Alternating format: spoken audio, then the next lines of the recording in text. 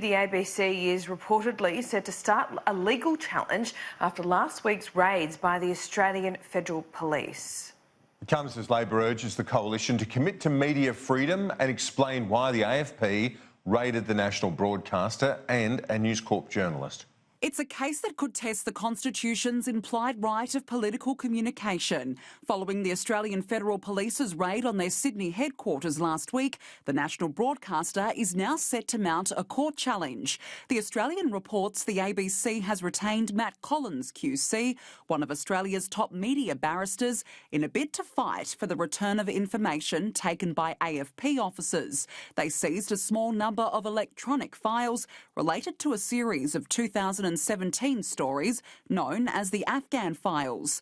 The Australian also reports News Corp's legal team is in talks with the AFP's legal department about documents taken from the home of News Corp journalist Annika Smethurst, who was also the subject of a separate raid last week. Labor leader Anthony Albanese is again urging the coalition to commit to media freedom. Speaking in Perth during a listening tour, Mr Albanese says it's an essential part of democracy. The government dismissed that, including Prime Minister Scott Morrison earlier in the week.